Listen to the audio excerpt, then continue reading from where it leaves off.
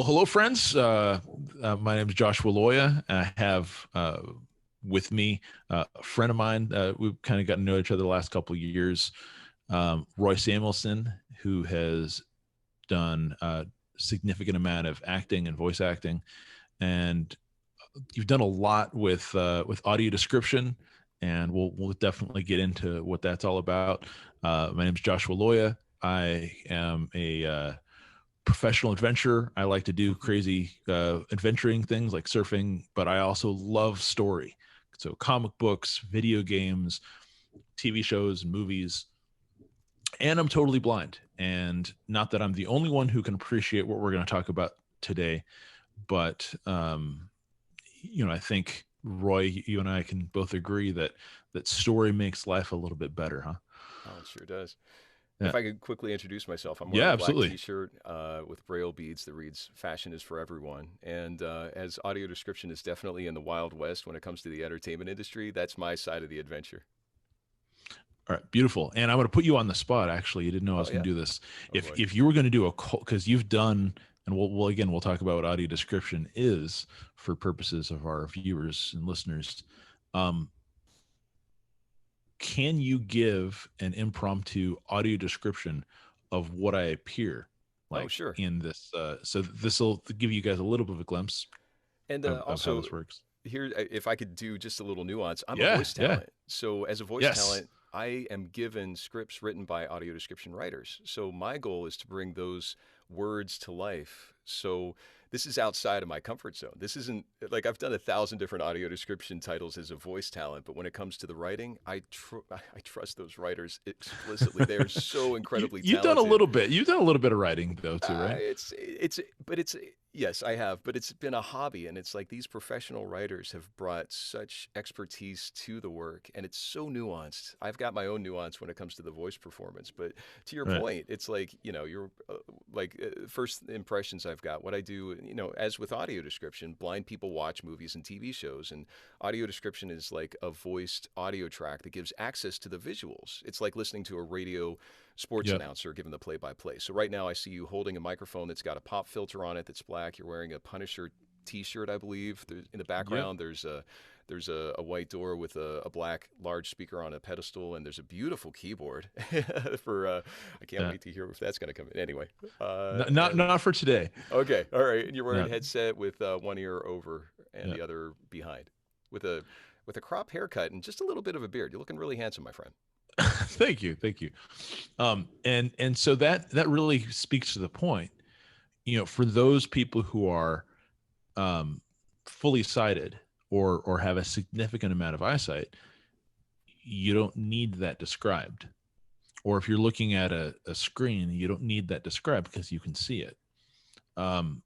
That being said, one of the cool things about audio description, so I'm totally blind, but my wife is sighted. We like a lot of the same content, a lot of the same movies and TV shows, and she actually likes to, aside from the fact that she wants me to be able to enjoy what we're watching, Mm-hmm. she likes to be able to get more out of the story, and so for her, she actually catches stuff with audio description that she would not have caught. Case in point, without any spoilers, some of the recent reveals in WandaVision, and we'll actually, I'll ask you in a second what audio description is, because you got this really great way of describing it. If you're curious about audio description, if you go back and you look at like New Rock Stars and some of the other, I think Everything Always, and some of the other like Marvel fan cast YouTube channels, and all the secret little Easter eggs and reveals in WandaVision, and even in The Mandalorian too, they are referencing audio description that is originally designed to help people who, but there are things revealed. They're actually referencing audio description now to convey details, little things you might have otherwise missed if you were just kind of watching it at first pass. So that's kind of neat that it's coming out into the mainstream. Before we go down that rabbit hole, maybe you could share with us what audio description is, so that we're not just short shortcutting it for people who don't know. Oh, sure. It's really simple and straightforward. So in audio description, also called video description or descriptive video or descriptive narration, a describer who might be the writer or the narrator, or maybe it's both the writer and the narrator, or maybe it's the company, but not the production company nor the distributor, but a special other company gives their creation of a split track or a mixed track of a narrator, if the film or TV show even has it, which is dependent on the distribution channel like streaming, theatrical, broadcast, physical like Blu-ray or DVD, or downloadable to your iTunes or Google Play or even YouTube, with any of these, each of which offers varying levels of access to the audio description, either on an app or a TV or a cable box or a Chrome browser with a special plugin, or with YouTube. Maybe it's a separate YouTube video with audio description, but maybe the audio description is separately downloadable that syncs up, and then you can listen to a narrator or a synth voice so it sounds like a conversational robot. Or maybe it's a narrator that sounds like a synth voice, but you don't know if the audio description is there until you hear it, which could be a few minutes into the show, so you wait and hope, and then you don't hear it. So you have to decide either to stop and complain or just put up with it. But if you do decide to complain, who do you complain to? Is it the local broadcast affiliate or the movie theater manager who's dealing with Karen's complaint about the unpopped popcorn corner? Or do you contact one of the 47 plus streaming services by email, message, fax, or Facebook, tweet, by phone? But to find that phone, you have to hunt down a number. And once you find that number, go through a press 1, press 3. Sorry, your call cannot be completed as dialed. Or try a different number, and that's the main line. Another press 4, press 0. Oh, good, a real person. It goes like this. You say, yes, my speakers are working. No, audio description isn't closed captioning.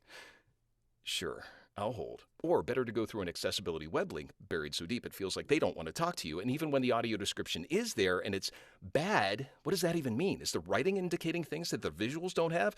Does the narrator of a suspenseful movie talk to you like you're a baby toddler?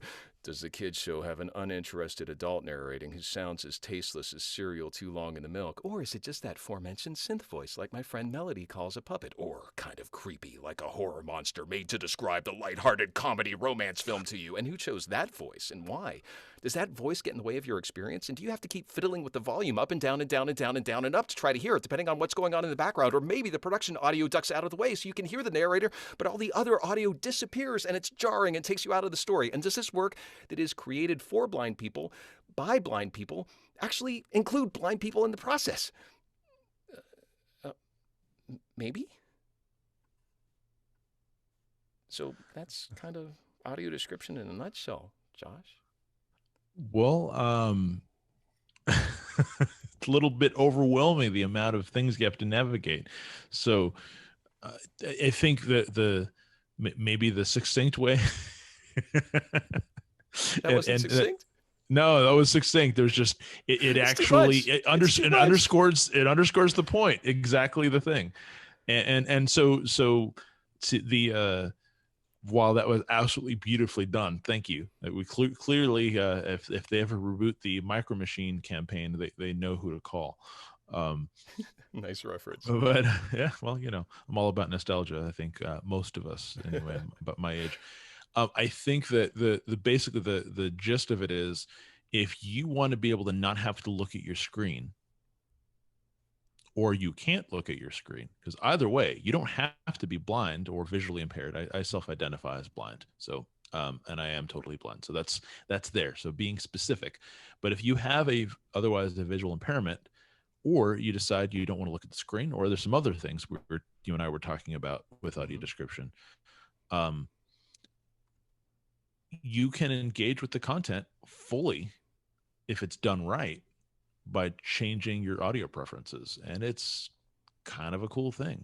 One of the movies that was done very well, I think, when I went to see Deadpool, the first one, in the theater, my wife looked over at me and my friend who was also totally blind, who was with us, and we were laughing at the same time the sighted audience in the theater was laughing, because we had these audio description headsets. We got the jokes, and there is no way that somebody who is unable to see the screen is going to get the jokes without a lot of pausing and rewinding in a movie like Deadpool. Just not going to happen. I love how you said that, Josh. It's like that connection that you're able to have with your wife and your other friend at the same time. It removes a barrier in a way that is so important. And one of my missions is to have audio description to be in parity to sighted audiences' experience. So, for example, if there's a $10 million production of a episode of television, something like Game of Thrones, HBO, that the audio description should be matching that content's quality for our audio description audiences.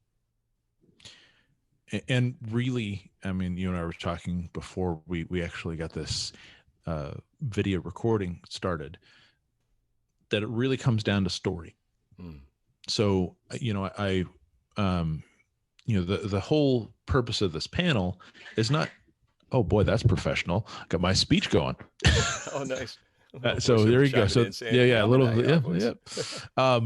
But and that it goes back to the point really is ways of engaging with content non-visually is what this panel is initially about. Because some people don't process visual things very well. Some people don't have, their eyeballs don't work quite the same. Their brain doesn't process it, whether it's, regardless of the reason. And so engaging with the story, whether it be somebody reading a comic book to you, because that is a thing. There are services like Be My Eyes and Ira, one of which is free, one of which is paid, you can have a remote visual assistant to help you with things and read things that have not been adapted. I read an Iron Fist comic exactly that same way. You can also find a tremendous amount of audio adaptations. So, obviously audiobooks are a good one. I think Neil Gaiman worked with Dirk Maggs, and they just adapted the Sandman comics into a really well done audio production, which kind of gives the tone and quality of a comic book. There are specialized services like the National Library Service, Bard Service, book and audio reading download service. There are other resources like Bookshare and various things across the country and around the world. It's all about story, and it's all about engaging with content. Even computer games and video games. I mean, Last of Us Part 2 is a fully mainstream title released for a PlayStation platform that has accessibility features built in so that I can engage with the story at the same parity, to use one of the words you use a lot, with my sighted counterparts. I don't happen to own a PlayStation 4 or 5, so I can't actually play the game myself. But if I had one, I could play it without having to have my wife tell me, oh, the bad guy's over there. Oh, you have to press the square button in order to activate that content. I can do that independently without having to have somebody kind of be my assistant to engage with the content. And there's so much available now. I mean, I would never choose to be visually impaired just because it is a struggle at times. But if I was going to be, now's probably the best time. And like you talked about, though, audio description and other things like this isn't just for people with a visual impairment. One of the cool things about that is that curb effect. In the same way that curb cutouts on street intersections for wheelchair users are used by people who use their legs, for example, pushing a stroller up. Or for me, if there's a curb cutout, I usually walk on the ramp. It's called the curb effect. And for sighted audiences using audio description, as you mentioned, there's picking up on details missed, like Easter eggs, for example, in the Disney Plus, the WandaVision, as you mentioned. There's also picking up on following characters. What are the characters' names? There's a real value for audiences who may be autistic, who need that extra content. There's for sighted people, it's cooking, it's cleaning, it's commuting in the car and being able to engage in an entertainment experience with the rest of the family while someone's keeping their eyes on the freeway. Not to mention now in the last year, because of all these Zoom calls, there's Zoom fatigue, where people who are sighted are staring at screens all day. Yep. And they still want entertainment, which brings it back to the story that you're mentioning. I'm going to call it radio plays of old. Sure. That there's Yep. such a there's an immersive absolute connection experience, right? between audio dramas and comic books and how you would adapt that same absolute thing. Yeah, and to bring in to your point, I mean, you mentioned the PlayStation, that simply because of The Last of Us 2 being accessible, isn't that a draw? Isn't that a marketing angle that our nearly I think it's not nearly, I think it's 32 million blind and low vision Americans. And those are just blind and low vision Americans, not to mention the people like your friends and family who watch together. So that number is probably much higher than 32 million. And that's just in America. So this is a market share that I think companies are starting to recognize. And if I may, can I go off on this Yeah, direction a yeah. little By bit all more? means, go for it. One of the cool things is the FCC has mandates for broadcast television. So that's outside of all these streaming services, like the streaming services like Netflix, Prime Video, Apple TV Plus, Spectrum Access, and HBO Max, which at the time of this will most likely almost be soon having audio description if it doesn't already. Disney Plus, Hulu, these streaming services are outside of the FCC mandate, and yet they all have audio description or committed to have audio description. So what's fascinating is these companies don't have to do it. Now, whether that's from pressure from organizations or audiences, they're doing it outside of the requirement, that this is not a mandate for them at this point. So that tells me that there's a value to audio description beyond the absolute check a box, you got to do it. So there's a real opportunity here to shift the value of audio description from, how cheap can we make it to check that box, to I think what you're addressing with the story, and that Yeah. within audio description, as I hoped I illustrated, there's different elements and different roles within it. It's not just one person that throws together a bunch of stuff. It's a writer who takes, you take the analogy of a picture's worth 1,000 words. Well, a typical film, let's say, is 24 frames a second. I'm going back in time. How many words are you going to have to make that equal, right? Yeah, that's 1 second. That's 24,000 words that a writer has to choose from 1 from 1 second of content. So multiply that by 90 minutes for a typical film, and now we're talking in the millions of word choices. Not to mention, you still have to work around dialogue, so you're not stepping over the character speaking. These writers have brought a level of quality and staying out of the way so that the story being told is supported. As a voice talent, I take that script and I want to make sure it's brought to life in a way that I'm not stepping over it. If you're, I so appreciate any compliments that you give after or before a audio description entertainment experience, but during it, if you're thinking about the voice, we didn't do our job. We're getting in the way of that story, and that's a very nuanced performance that I'm very proud to have helped. Well, and for Like, those people who haven't recognized, we're like, man, that voice is super familiar, and they do know audio described content. I'll interrupt you just for a second, because you only admit to having done audio description when I ask you.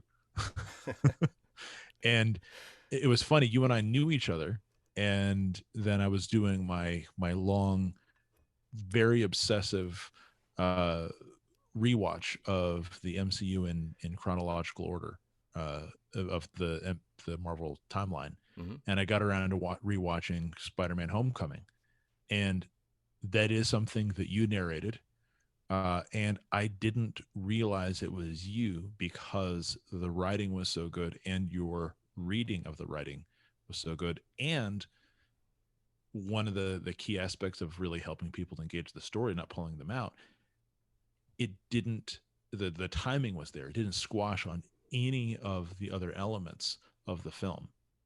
What I'm hearing is that you had a immersive experience because of the writing of the audio description, Yeah. because of the voice, and thank you, and also because of the sound editing, the placement, and also something that it doesn't sound like you mentioned, but it just is given as a default, is that the mix was there in a way that Yep. you didn't have to keep. I didn't hear you say, "Oh, I had to keep on turning up and down the volume to hear what was going on." And I think they fixed it. But I had bought I like the John Wick films quite a bit. Mm-hmm. And the first film that I saw, it was at the initial release. And one of the cool things is when you buy things from Apple digitally, sometimes they're adding audio description after the fact, because they can update the copy you have, or they'll adjust the mix. When I first bought John Wick, the audio description was so much louder.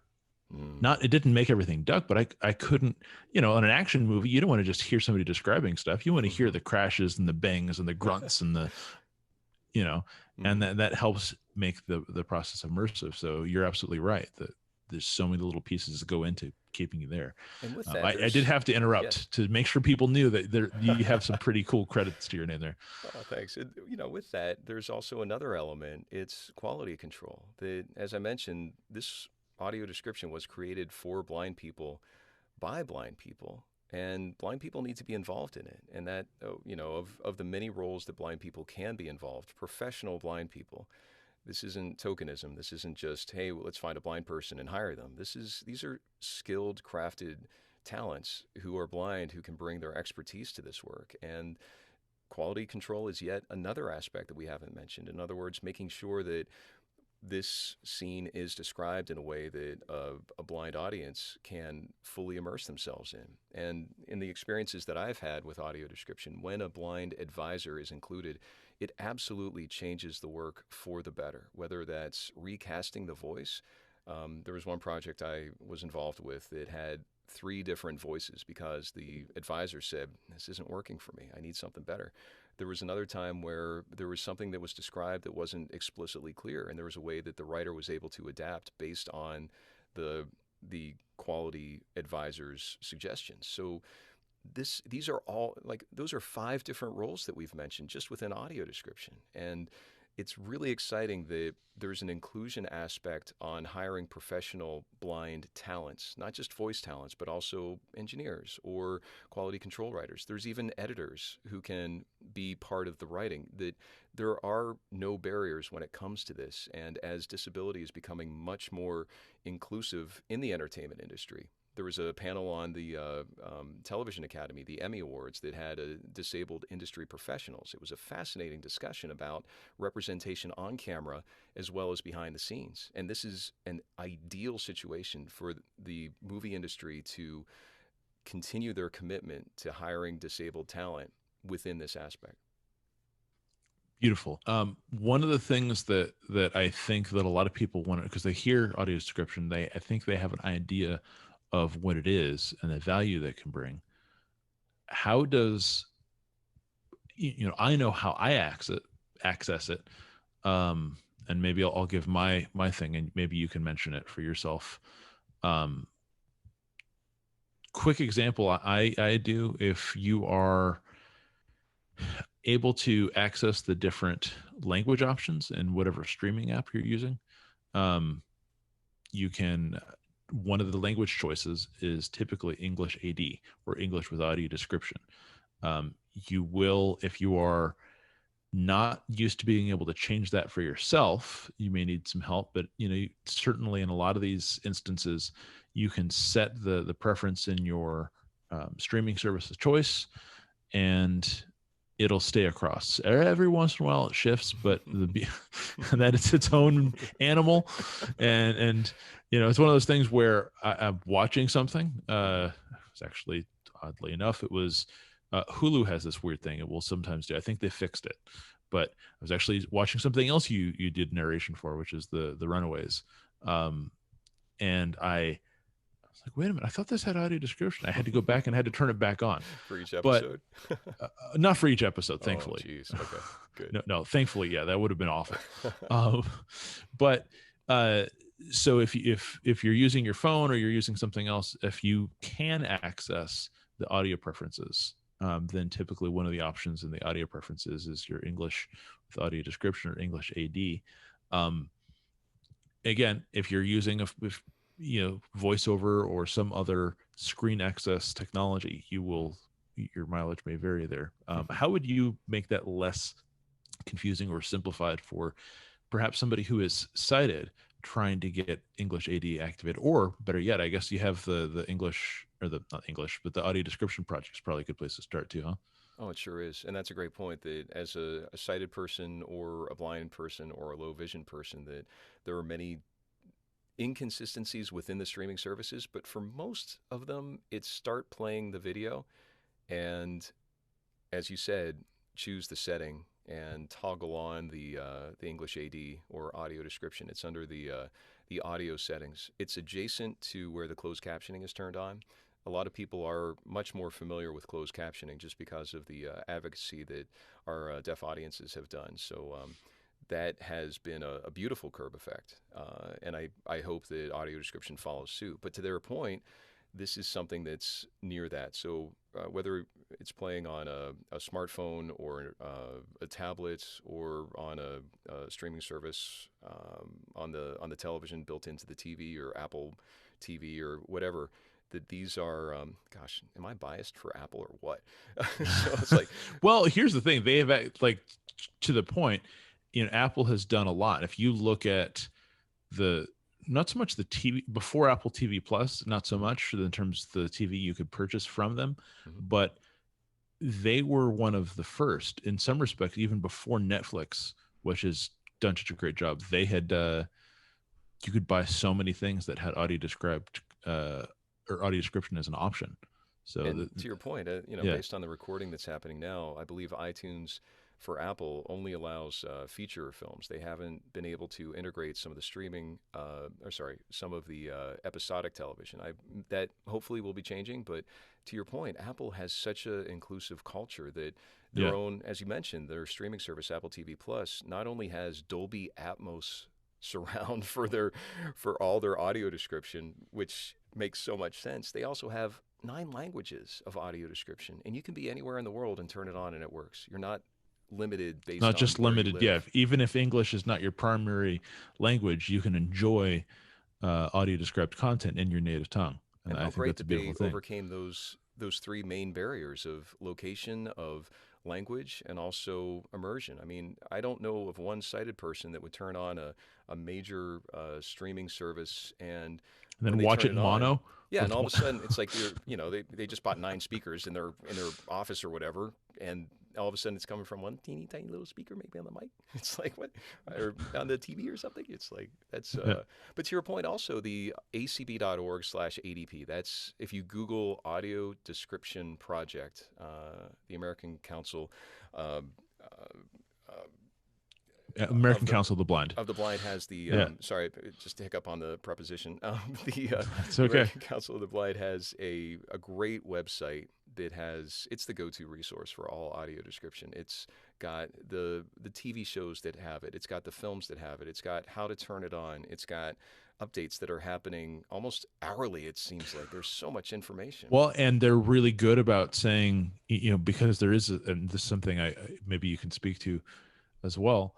They will warn you when something's leaving. I think I want to say, maybe I'm speaking out of turn, but I think they'll even say it's on this service.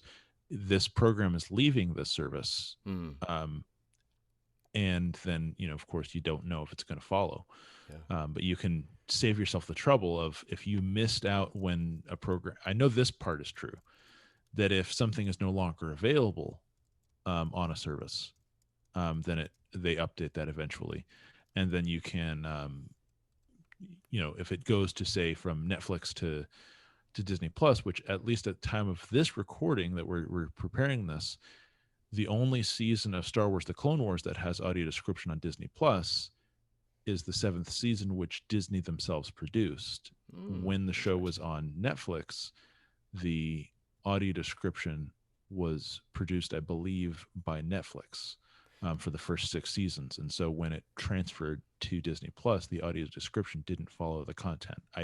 Last I heard, they are working at fixing that on the Disney side of things, but there is a licensing issue sometimes with regards to the AD tracks too. Well, you're bringing up a great point, like the words follow and transfer. I call it cinema to streaming. So after this pandemic's over, there's going to be a movie that's released at the theaters, and sighted audiences expect that it's going to be the same cast and the same kind of sound that goes from the movie theater, whether it's AMC or Cinemark or whatever they are, to their streaming service of choice, and then eventually maybe on the television broadcast stations. But to your point, that isn't consistently happening. That inconsistency that we're talking about with quality also includes access. That here you are speaking about a show that you'd love to see, the Clone Wars, and Yeah.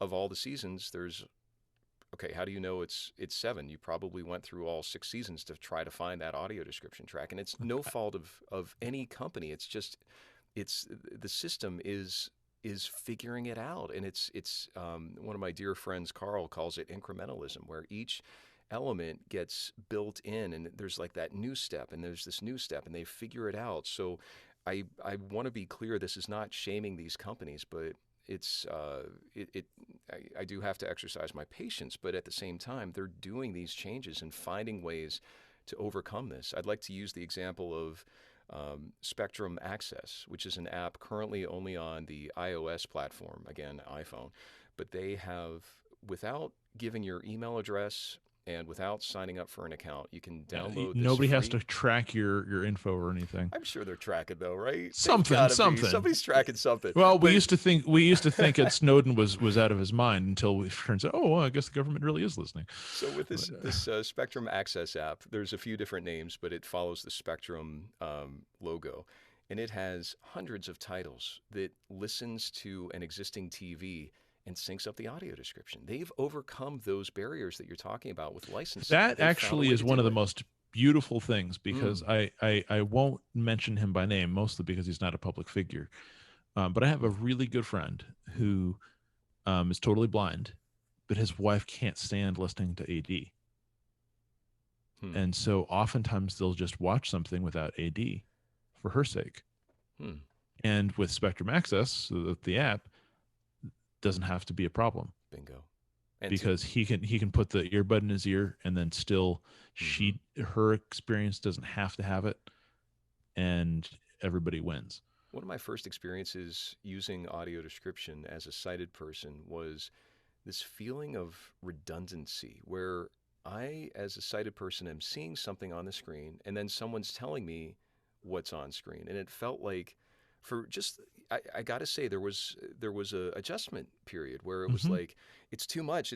I can't, it was overwhelming to me. But what happened was I kept with it. I wanted to turn it off, but Yeah. just forcing myself to get acclimated to it in the same way that I think people got used to closed captioning when they're streaming through social media videos. That as a sighted person, sometimes those are defaulted on if the mute of the device is on. So Yeah. there is a comparison there, and I'd expect that there is that adjustment period for sighted people, and that's just based on my very own experience. I'm sure everyone's got a different experience, but once I got into it, and especially if the writing's good and the voice talent is good, I've got some of my favorite narrators. Most of them are women.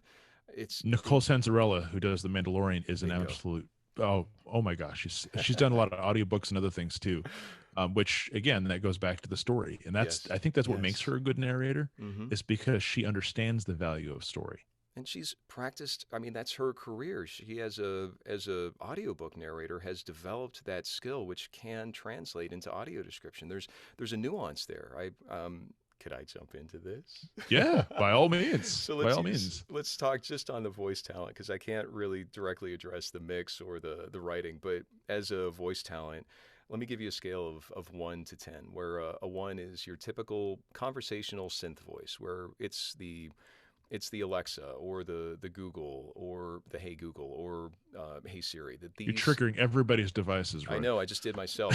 Turn it off. But those words bring about an AI voice, which is so useful when it comes to reading an email or browsing the web. In no interest would I ever have of reading your emails to you, Josh. I want that to be an AI voice. Like, Thank that you. makes a lot of I sense. appreciate that. No, yeah, well, good. I'm glad we're both on the same page there. But to that point, it's like, here's this 1 on a scale of 1 to 10. That is a 1, where it's conversational, where someone just speaks and it sounds very conversational. Where that nuance comes into play is that if a AI voice is reading a very emotional scene where one of the main characters is dying in the arms of another, she dies in her arms. She falls over. That's gonna jar you. That's gonna be like, that disconnect emotionally is so jarring. And yet on the opposite side, if you get a voice talent that's on the scale of 1 to 10, a 10, let's use the example of someone watching the Super Bowl together with you on excuse me, on the sofa, and they've had maybe one or two more beers than they should have, and they're screaming at the TV, "Go get him! He ran across the goal line!" It's got to be too much, and it's like you want to not only hold your ears, but it's going to take you out of the story. So I found that Yeah. in my performance as an audio description voice talent, there's this nuance, and it's somewhere between a 3.5 and a 5, maybe a 5.5, depending on what's happening, where it's a real fine line and it's a nuance. It's not less of a performance. It's a nuanced performance. It's a high wire act that Nicole is able to effortlessly create her nuanced performance, and many other voice talents who can find that balance that's, again, I'm using numbers. It could be more, it could be less, but I like 3.5 to 5.5. That finding that sweet spot. It's like, okay, so if someone's dying in someone's arms, I'm going to gesture as a voice talent. I've learned this. You physicalize it. I'm putting my hand to my chest right now and holding my heart if something happens. If there's an intense scene, I'm going to scoot my chair back a little bit and lean forward so I'm still the same distance from the microphone, but I'm bringing that urgency. If there's something that's worrying me, I might furrow my brow.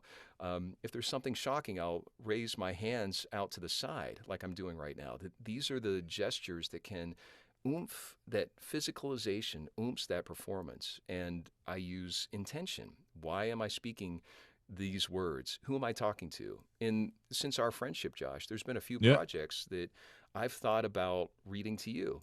In other Sure. words, I Yeah. imagine I'm talking to you and saying, dude, you will not believe this is happening right now. And it's like, but to that point, I'm not going to say those words, but the intention behind it, based on the words that were given to me, that is the element of performance that Nicole and many others bring. It is, I think, something that I don't know. I'm trying to figure out where to go from there. Just for reference, for those of you who want a little bit of a meta moment, Roy and I have an upcoming podcast episode recording scheduled, and I have to remember we're recording the panel, not the We're spilling podcast. over. It's meta. It's so meta. It is meta because and this is the weird time travel thing is we're recording this, but before we record the podcast. The podcast will probably have been released before this gets distributed through WonderCon. So uh, to that end, so actually, you're talking about audio description and the ubiquitous nature of it, and the importance of the range. I've been fortunate enough to sit down on a couple of as a consultant on a couple of classes that you teach. I found out about that via the same mechanism that I actually found out about the you were talking about the Star Wars thing. I didn't have to go through every single season of the series of the Clone Wars in order to find out, oh, the last season has audio description. I found that out because of a really cool Facebook group that your friend Kevin helped pioneer. So I know not everybody loves Facebook. A lot of people love to hate it. But there's a really cool audio description discussion group.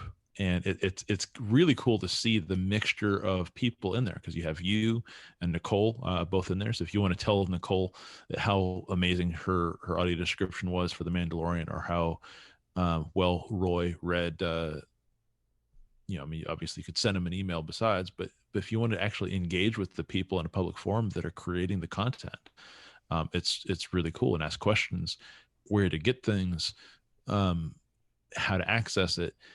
Also, this is really cool. I found that I got really excited about this, is that I know they have at least one, I think even several people from Disney Plus and some of the other streaming services that are actually watching the group. So there have been several threads about what things would you like to see described. One of the cool things about that group, yeah, it's really cool.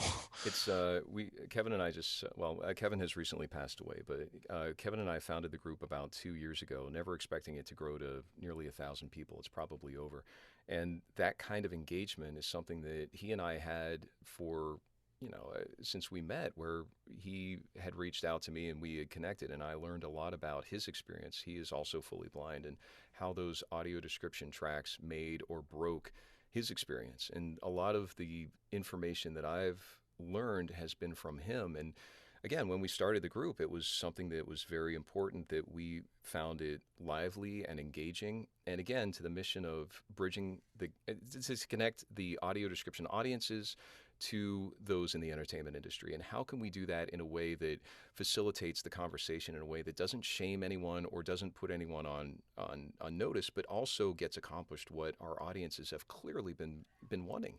And because of that, I think people are turning into audio description snobs in the best way A little bit of possible, that, yeah, which and is that's great. actually not a bad thing, right? Yeah, and like Melody pointed that out in that she has experience with audio description where she recognizes the value of it not just being a box to check. It's like there's a lot of ways to just throw it up there and plop it on and be done with it and wipe your hands with it. But she recognizes the value of these story elements that contribute. And if we could bring it back to sighted audiences, that immersion helps Yeah, support that.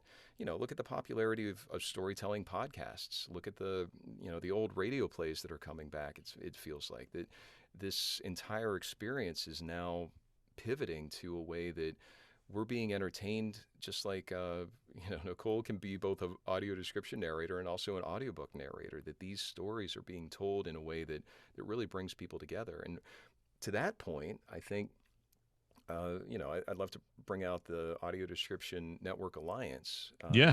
the ADNA.org. It's a database and a podcast, which will not compete with yours at all. It is No, very well, specifically. mine is much more irreverent and not as family friendly as perhaps this presentation is supposed to be. Sure, sure. And we've interviewed close to 90 different professionals in audio description, whether it's voice talents or engineers or writers or quality control experts, or even those who are making decisions about audio description from the different companies. And each interview has evolved in a way that changes the conversation away from that binary, does it have it or not? Does it have audio description or not? To explore what that means for the audience, what that means for the creators, and how that can get across the message and the meaning that the director and the whole team that created the production, that created the content, can be supported. And to get that message to our nearly 32 million blind and low vision Americans. So back to that Facebook group, what's so Yeah, exciting is that you're right, that a lot of people who aren't even members of the group are lurking. It's a very public group. In other words, anyone who types in facebook.com/groups/audio description discussion can go and check it out. So there's a lot of engagement there that, as you said, is really exciting. I one of the other things that I think maybe if somebody wants to, um, one of the questions I get asked when we do panels like this Mm-hmm. is where does somebody start when they want to, or maybe actually I guess the question I often get asked is how does somebody stay in the know of how to be in touch with this stuff, whether it's audio description like you just mentioned. I would say if you have some kind of phobia about your engagement with technology, you probably want to try to get the basics down, Mm. at least on the visual impairment side, and for anybody, because in order to, and this is where audio description really makes a huge difference. Is it's the access to the information in a way that you can consume it and understand it and fully process it and engage with the content the same way at, as you say, at parity, for everyone. And so one of the tools you will probably need to use to do that in order to kind of stay on top of it, at least because it's not so seamless everywhere, Mm. is to, learn the basics of accessing, Facebook or social media or your websites with your phone or your computer.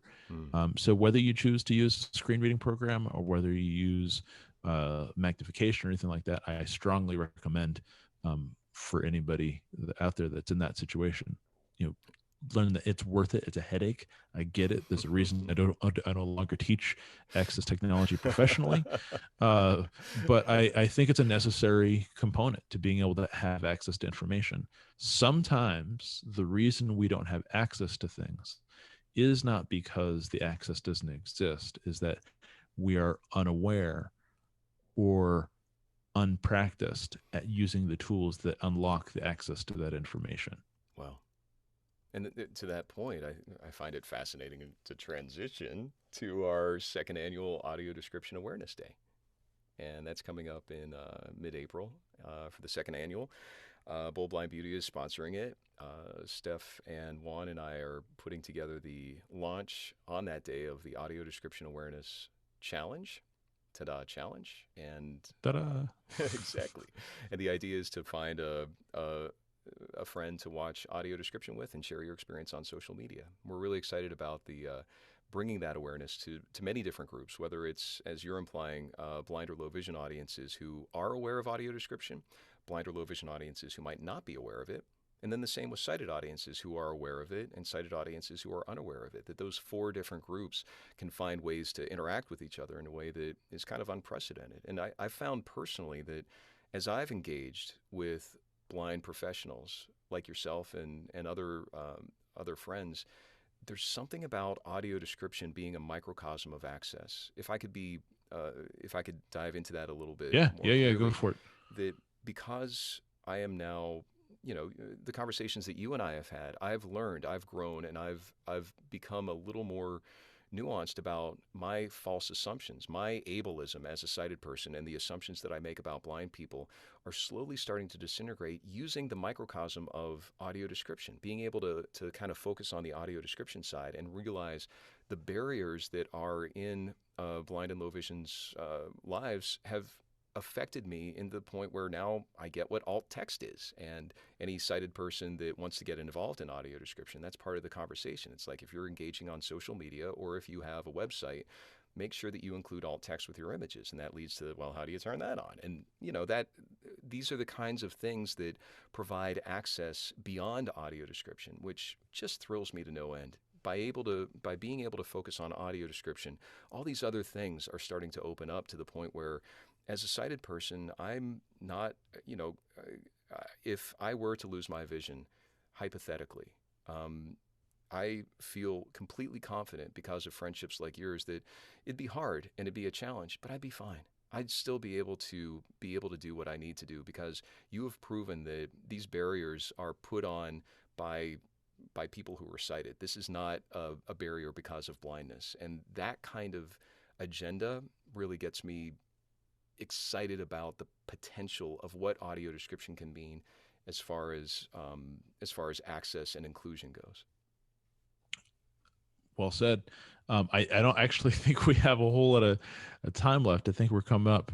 Typically, if we were all together and engaging, we could take questions. I think one of the last questions I oftentimes get asked is, how can we get in touch with you? Right? Because so if anybody has questions for me, probably be forewarned. Some of my content, that's not raunchy necessarily, but some of my content on my podcast, just unfiltered conversations is the way to put it. Okay. But adventuremind.net, adventuremind.net, and you can email me, Joshua at adventuremind.net. If you search Joshua Loya Blind Surfer, you'll find me all over the place. But I'm all about, and this has been sort of my evolving ethic, and is live, love, tell stories, repeat. And I think that we've all been through this crazy time this last year, and being able to share stories and engage with the content, whether that's books, whether that's computer games. We didn't even get into some of that. Audiogames.net is a great resource.